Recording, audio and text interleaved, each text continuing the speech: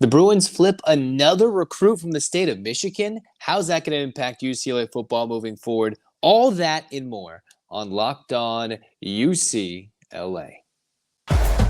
You are Locked On UCLA, your daily podcast on the UCLA Bruins. Part of the Locked On Podcast Network, your team every day.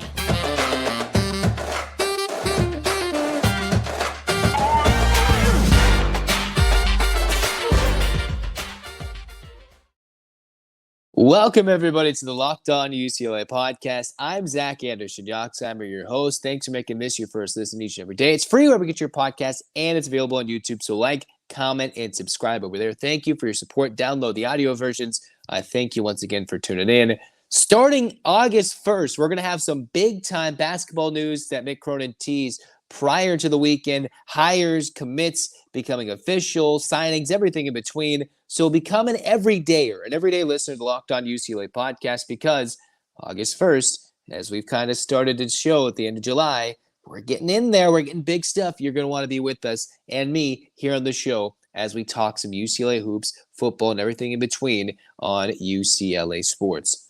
What we're going to start with today for the Bruins is some somewhat breaking news here at the end of July. Yes, it's already crazy. 7 months have come and gone based on when you're listening to this podcast, and 2023 is going to tick into the 8th month of the year, but the Bruins have already got their 10th commit for the class of 2024 in their recruiting cycle. Another flip commitment, the second flipped commitment in this recruiting cycle. They already were able to flip a tight end, Rob Booker, from Wisconsin, flipping him from his nearby, basically native home school in the University of Wisconsin. Booker, eventually the 6'6" tight end who's got some big stuff. He flipped to UCLA, but the one that's the new one coming over, that's Jamir Benjamin, the West Bloomfield, Michigan native. And tell me if this kind of rings familiar. A Michigan kid flipping his commitment and coming over to UCLA. Benjamin, a 5'10", listed as a 3-star cornerback on 24/7 Sports. And what's interesting about Jamir Benjamin, and you've probably heard this by now, but we're going to remind you if you have not heard about Benjamin, he's the second DB in the class of 24 for UCLA. I talked about how the Bruins already are at a need desperately this year for linebacking help, and in the secondary, when we talked about Ben Bolch's burning questions for this year's team. And where are they addressing what they need? Depth at the offensive line. They're building that in 2024 with 4 O-line commits. Linebacking help. They've already got 2 DB commits. And if you go based off the composite rankings for UCLA's class in 24, based off stars and where they're at, you've got Benjamin and Christian Dunbar-Hawkins, the first commit and UCLA's most recent and 10th commitment, the 2 DBs near the top of the list of guys who can come in and be maybe immediate impact guys in the Big Ten, or at least build for UCLA's Big Ten future. But more on Benjamin specifically. He's a unique guy in terms of his recruiting. Had a lot of offers, had a lot of opportunities to go to specific schools at the D1 FBS level. In November 2022, he was a Stanford commit. Okay, he was committed to Stanford in November 2022. April 2023, he decommits, reopens his commitment. So he started initially committed to a Pac-12 school at Stanford. So if you're committed to Stanford, the academics are there and a priority. June 8th, he committed to Northwestern, another school who is premier academically. July 30th, he decommits. And you can all point the fingers to what's happened recently and all the things that have come out about the hazing allegations, multiple things that just are very, very ugly in the Northwestern athletic department, especially with the football program, with Pat Fitzgerald being canned and everything that's got to be fixed, with them not even being able to hire a real head coach this late in the season heading into the future. So obviously that was something that you look at, maybe guys who might leave Northwestern or maybe decommit. Benjamin was one of those guys who got an offer from UCLA, recently went on a 2-day visit over the weekend near the end of July, and decommitted from Northwestern on July 30th. And on July 31st, the recording of this pod, he commits to UCLA. A big get for the Bruins, kind of an interesting story of the Bruins. Showcase, hey, we can come here, we can bring you guys. And this is what was Benjamin's quote as to why he came to UCLA and flipped his commitment. The academics, They have good academics, and I got to get a closer vibe with the coaches based on his overall official visit. I talked to Jordan Anderson a little bit, and he likes it up there. They're coming to the Big Ten, so that's big for my family to be able to come to the away games, which is important. He talked about everything stood out. The campus is beautiful. The coaches are all good guys. We were hanging out, and I got to talk ball with them, which now you get to see another Michigan guy. I talked about how in 2025 they've thrown a lot of offers out to West Coast guys, and now it's someone who's a DB, their second Midwest commitment in the class of 24, alongside the Wisconsin native Rob Booker, talking about how the road games, yes, Westwood's cool, and you can watch those games from home, at least maybe for his family, but all the road games and the cool environments, they can still watch him and come to his games when he's a part of UCLA. And the Northwestern fallout, right? How many guys who have the academics and the grades to go to UCLA, let alone Stanford, Northwestern, and UCLA, being accepted or able to go to all those schools and recruited to all those places, speaks to what Benjamin has academically. A 3-star prospect, top 30 cornerback in the class of 24, number 10 rising junior in the state of Michigan. And this is what his scouting report is. Quick-footed corner who has good technique, good cover man, can change his direction really well, showed really well at the Under Armour All-America camps in the state of Ohio. And the big thing is he's someone who specifically, as put in this report, fills a need in this class.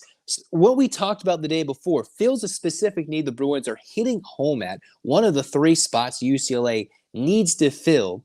And he's the second quarter of the class, giving UCLA versatility, can be on the slot, can play on the outside, can be all around in multiple positions in the secondary while being very rarely beaten in events or games that the 24/7 sports people have covered.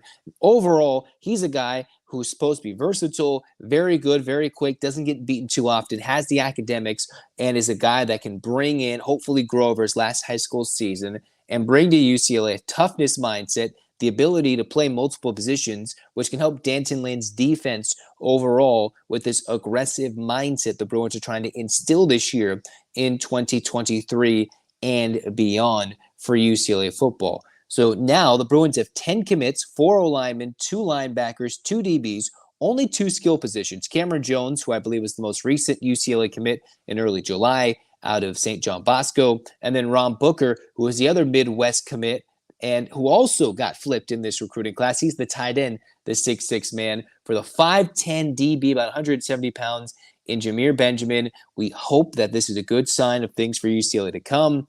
I was a little shocked that they hadn't gone a lot more for Midwest guys, bringing them out west for home games, with all the road games going to be closer to home to those Midwest families. In the end, Benjamin comes, can maybe be a sign of things to come, and initially helps UCLA. That 2 of their better recruits are defensive backs. That's got to be a good sign for us as UCLA fans, that they flip another commit and bring in a 3-star guy. Benjamin is the guy from West Bloomfield, Michigan. Now the Bruins are slightly rounding out their class quickly based on what their overall commitment rank, 55 in the country for the composite rank for their 2024 commits. Kelly's going to hit a lot in the portal. We know this post the season. Who stays, how much they have coming back next year from 23 into 24 will impact that transfer portal class, or even the later signing day in terms of high school recruits. Yet here UCLA is picking their certain pieces, building a program where Big Ten life is coming sooner than we realize. August 2nd, 2024 is when UCLA moves to the Big Ten, which I thought it was fascinating considering The Athletic just wrote an article detailing UCLA and USC's move to the Big Ten on July 31st. Nicole Auerbach, who wrote a nice piece up and down. So what's Big Ten life going to look like? We see what the recruiting game is helping do for UCLA football and maybe UCLA basketball to an extent. How is the travel puzzle, the realignment world in college football, college sports, how are they going to change all these travel schedules specifically for UCLA and SC? The Athletic dove in quite a bit, and I'm going to read some things I thought were interesting and give you my thoughts as we build forward and move on in Locked On UCLA.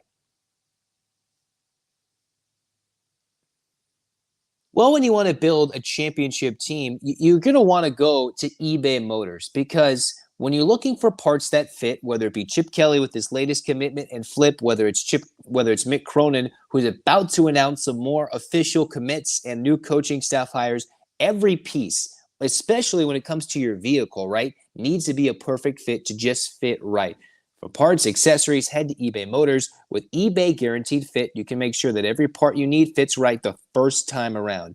You can add your ride to My Garage and look for the green check to know the part will fit or your money back. Like in sports, confidence is the name of the game when you shop on eBay Motors. Over 120 million plus parts to choose from, you'll be back in the game in no time. It's easy to bring home a win when the parts are guaranteed. Get the right parts, the right fit, and the right prices on ebaymotors.com. Let's ride. eBay Guaranteed Fit, only available to U.S. customers. Eligible items only. Exclusions apply. Cruising on the Locked On UCLA podcast, Zach Anderson-Yoxsimer with you guys. We talked about how Jamir Benjamin is coming to UCLA, just flipped his commitment for the second time in his whirlwind of a recruiting cycle, committing to Stanford in November, then decommitting in April of this year, only to commit to Northwestern about 2 months later, decommit just a day prior to the recording of this podcast at the end of July to commit to UCLA after a 2-day official visit. Consider all the Northwestern falling out, Stanford bringing in a new regime coaching-wise with Shaw not coming back. They have a new coaching style, new coach over there at Stanford and Troy Taylor. And now the Bruins may be able to steal one through the cracks that fits the academic standards of UCLA to be a good guy and a need that they have for the 24 class defensively in the secondary.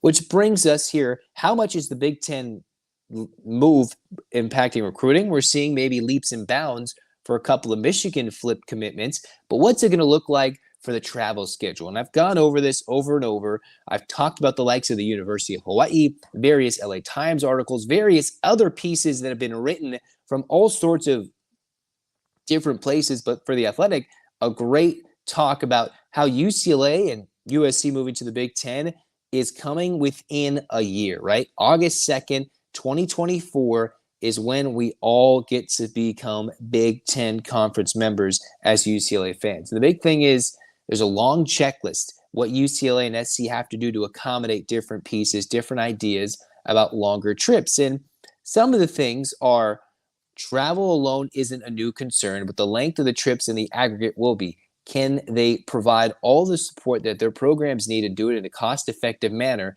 is the big question that this article by Nicole Auerbach proposes in The Athletic. And I think, all right, what are you going to do? I know for UCLA and SC, they've talked about and tried to dive in a bit deeper in terms of, hey, what are we going to do things? And what some of this article proposes is, hey, maybe beyond just football, because we've seen the Flex Protect Plus model, football schedules are made basically years in advance, especially early on.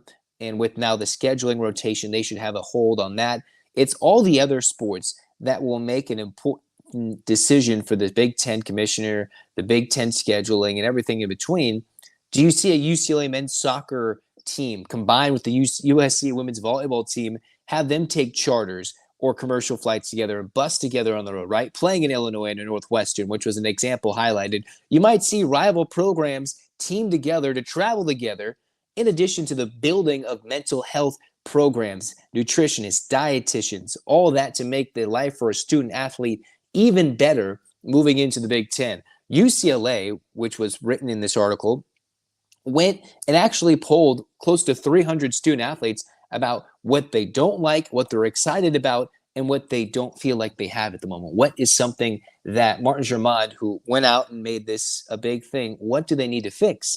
And what he found was, one, the competition, the excitement, the sheer volume of national level competition in a big time conference is the thing that allures everybody for this new move coming up in the next year. But they're all worried about the travel, the mental health, the dietary, everything in between, to where UCLA's realized, all right, we're not at the level we need to be. It's what Martin Germond, I believe, was quoted as saying.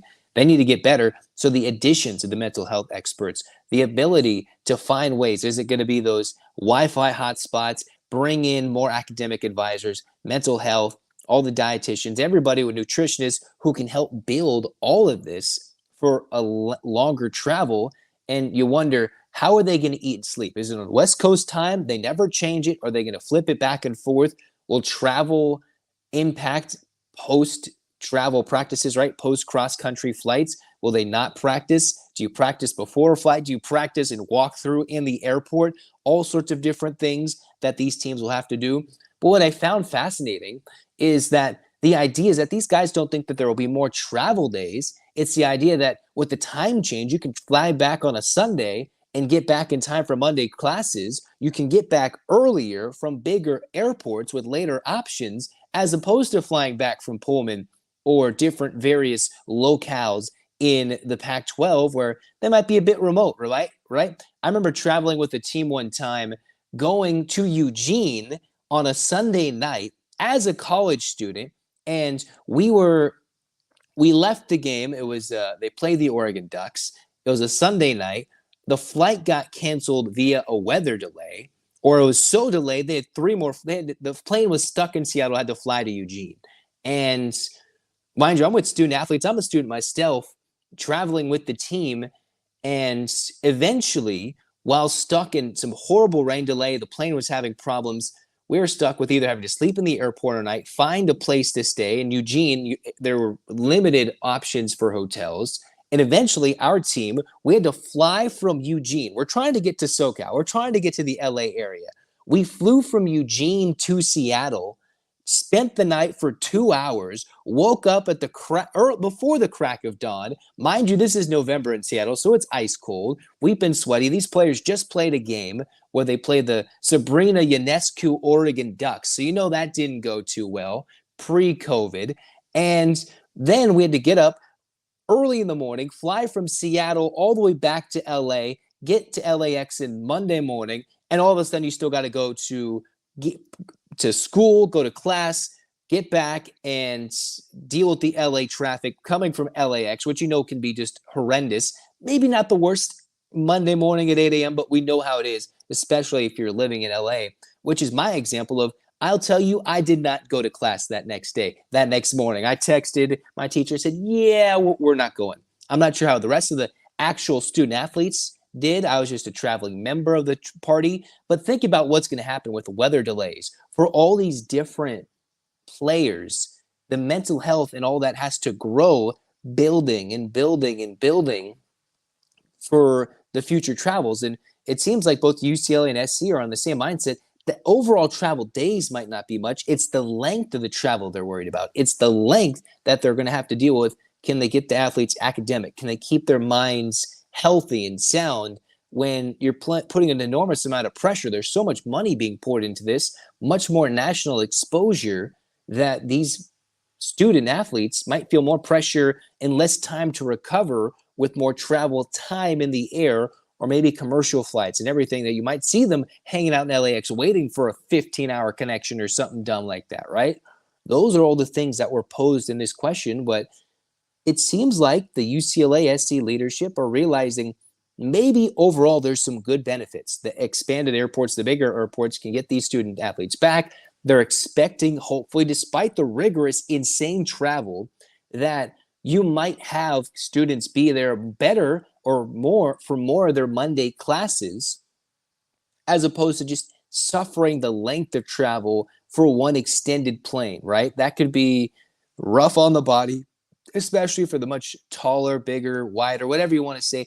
Sitting on a plane is not comfortable if you're for a long time, because most plane seats are not conducive for any body type. It doesn't matter. So if you're sitting in a plane for hours and hours on end, you think of most student athletes, they're much stronger, bulkier, taller, whatever term you want to use. It's probably not going to be conducive to sitting on a commercial flight for a lot of these student athletes, because they're not all going to be chartered flights going from LA, going across the country, going to Newark, going to Maryland. You're just not going to get that for these student athletes. But in the end, a lot was proposed, and a lot of these things they're thinking about it. 365 days or a little more to build and propose and find the right idea, which might turn into the wrong idea in a year or two, but they're thinking about it. And while there is so much money, you could argue greed and TV and money really pushing these athletes into something that we really don't know and expect what we expect about what's coming up in the future for Big Ten life, but they're thinking about it. And it's this travel puzzle that the Big Ten commissioner is trying to solve, UCLA leadership is trying to solve, and they're slowly putting into work to find the right pieces into the puzzle.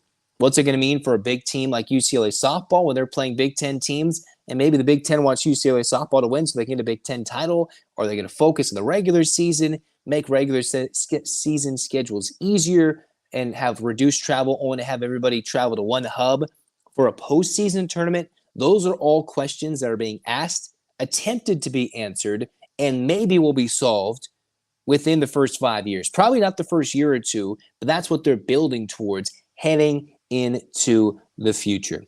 Those are all things and a lot of interesting thoughts for UCLA and their new Big Ten rivals moving along with USC.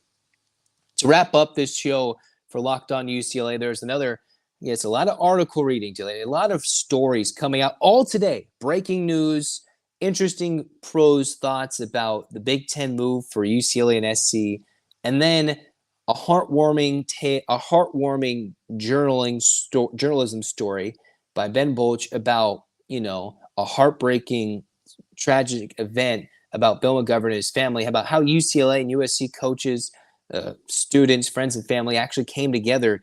If the family members, the coaches, came together to help the Bill McGovern family, the UCLA family, despite the UCLA SC differences. A great article. I'm going to talk about that when we come up next, about how rivals united as one during a family struggle, especially after the recent passing, unfortunately, of Bill McGovern. We'll talk about that when we come back on Locked On UCLA.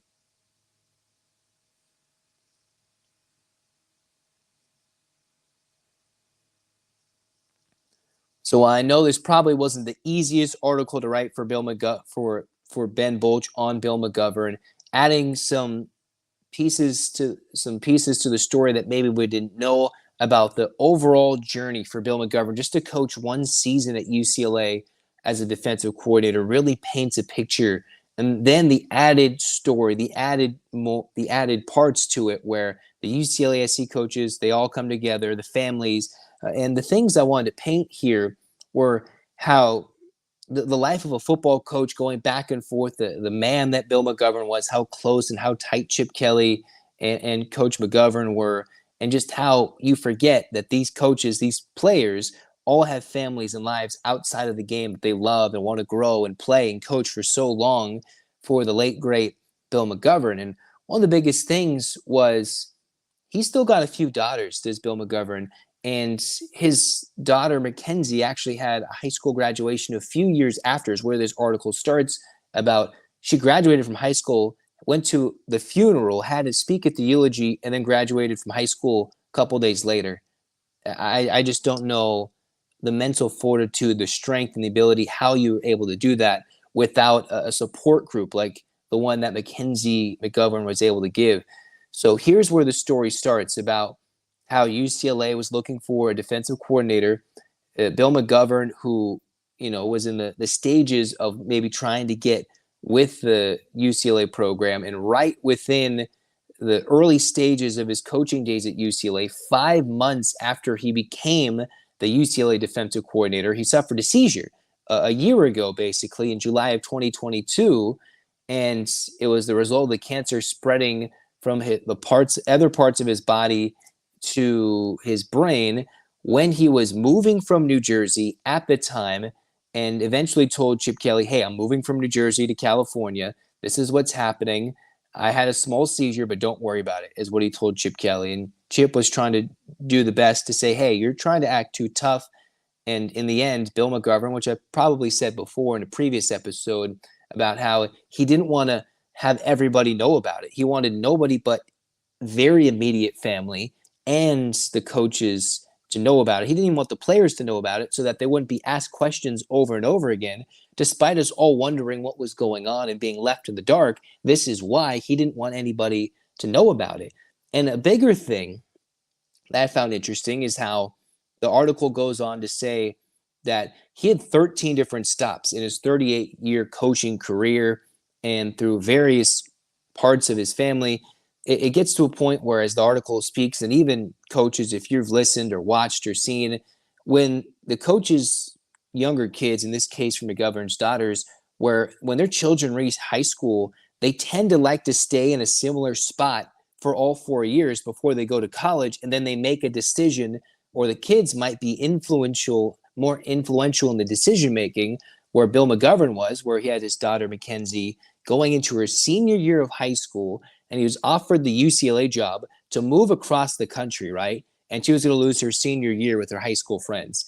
And you could have some kids who might think differently. Mackenzie was like, we're going to Westwood, and they moved to Southern California in the middle of all this nuttiness that McGovern was going through with life and everything in between. The McGoverns had this sign in their home that said, "We interrupt this marriage to bring you football season." And that's the moxie and the mantra they had during a 38-year coaching career by Bill McGovern and his second wife, Colleen, that, you know, sometimes being in relationships in the sports industry, in the coaching, all various parts of sports can be tough. And they had that growth and, you know, the idea that there's an unwritten rule in coaching. Once children who have been dragged from one place to another to reach high school, they get to decide where their fathers take a new job that requires another move, is Ben Bolcher's quote. And eventually what was said, as I said already, Mackenzie said, all right, Westwood Ho, I'm not going to let my dad have this I'm not going to have my dad miss this opportunity because I want to stay at my high school. She said, all right, let's move. So they moved to Southern California, found ways to go get New Jersey style pizza or thin crust pizza and find local ice cream joints that brought father and daughter closer together, even though one daughter was just off to college further away across the country. You had one daughter moving into a new high school, all that just to make this happen for 1 year. All these things that we don't know behind the scenes. Eventually, UCLA, those first few weeks, everything was going great. Chip Kelly and the coaches were all helping organizing this cancer fundraiser called Biking for Billy. They would bring Bill McGovern home from work because he wouldn't be able to drive. They took prom photos with Mackenzie so that they could all be with her.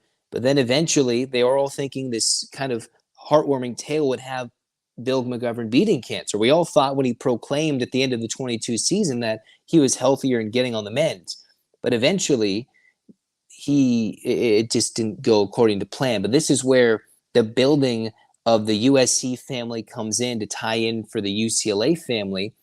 There is a connection between Colleen McGovern and Becky Grinch, the wife of USC defensive coordinator Alex Grinch, and how there is this texting chain about how does the family adjust to a new life or a senior year away from friends, right? In this great article, and how there was a time when at USC had an offensive coordinator named Josh Henson, and his family kind of had to struggle. Their children had to deal with the daughter, Kate Henson, as mentioned in the article, had some time struggling moving from a different part of the country, from Texas to Southern California so quickly with limited adjustment time. And eventually two rival families, quote unquote rival families, had met over ice cream and started hanging out. And eventually word spread from rival coaches' daughters who became dear friends that it spread throughout the USC coaching locker room about Bill McGovern's illness. And eventually the USC coaches' wives, from Lincoln Riley's wife, Caitlin, you have Shauna Henson, Becky Grinch, Mackenzie Odom, they're all sending powerful prayers, food deliveries over to the UCLA side of things, where Dave Nickel, who tragically passed of cancer back in early 22, a receivers coach, for most of the USC staff, they'd experienced something similar, which is listed in the article about how, you know, something heartbreaking had just happened in their coaching locker room not too long ago.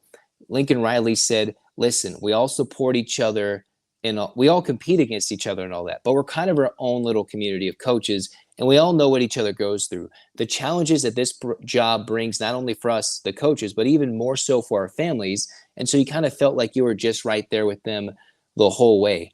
And what we didn't realize is that when Bill McGovern, who is trying to get back in, suffered a seizure the night before the Stanford game and was actually released from the hospital the day before the USC game, was hoping to be able to coach that USC game, and he was not allowed because Chip Kelly said, no, that's not going to happen. But eventually the health got worse, even though he planned to be the defensive coordinator in 2023. It was his leg weakness that, they realized it wasn't going to happen. So he stepped away from his duties, and overall, it eventually led to a sad moment where they had Kate Henson, the daughter of a USC coach, Mackenzie McGovern, who had dressed up, were getting ready to go to prom together. Mackenzie was actually going to go to the prom dance with the son of a USC director of sports performance. So all these things coming together. I know this is a long-winded story, but basically just how the two families come together to make a nice prom moment happen. And then eventually the inevitable happened, as we mentioned in late May, where Bill McGovern passed away, at the age of 60, to where Mackenzie was at the funeral, gave a eulogy, and then a couple days later had graduation. So then UCLA and USC families all came together to celebrate her high school graduation in a heartwarming tale. And it was great to see that there were both staffs there celebrating McGovern's life, celebrating Mackenzie's life. And while Mackenzie's gone on to go to college, Colleen's moved back, and you've got the honoring ceremony of Bill's life during September 2nd, which we hope all the Bruins will stand up and thunderously applause for Bill McGovern and what he went through when they honor him in his life during the Coastal Carolina game. It's been a growth, right? And this is what Mackenzie said as the final quote. "My biggest issue after my dad passed away was everyone looked at me like, oh, poor you, like a pity cause. And they never made me feel like that way once. They've made us feel like family, and they just made us all feel like we had a huge support system, and we're not alone in this." So she actually has become a fan of both schools, both coaching staffs who have come together, all the coaches' wives from both sides, to try and help the Bill McGovern family grow through this time of trouble, which I thought was a great story. And, a fantastic way of how rivals uniting as one can meet and make something powerful, even in the moment of tragedy, a light in the darkness, if you will, which, sometimes they can be greater things than sports, greater things than UCLA USC. And I know on certain game days, it might not seem like that, but this was something that, despite disdains for each university based on whatever, it was a nice, great story. You should go read it in the LA Times by Ben Bolch about the two schools, the two staffs weaving together, despite, quote unquote differences, to help bring some happiness and help in times of need for the McGovern family. So in the meantime, I suggest you read that. I thought it was a great article, very well written, and another important story in the life that, sometimes wins and losses aren't as they might make it seem, right? They're not just everything. There's a little bit beyond that. There is more beyond to just what happens on the field or off the field in workouts. It's the greater life picture as a whole, as we try to grasp it and enjoy every single moment of it, which is where I'm going to leave you guys today for the Locked On UCLA podcast. UCLA fans, get your hands up. 8 clap time, baby. We're going to have more and more stuff going on. Remember, football's right around the corner. Hug your friends, hug your family members, love them as dearly as possible. And just, even though there might be people we disagree in life, just always loving attitude. We'll try and have that. 8 clap time, baby. And 1, 2, 3, 4, 5, 6, 7, 8. UCLA. UCLA fights. This has been Locked On UCLA. Zach Anderson-Yoxsimer signing off. Talk to you soon.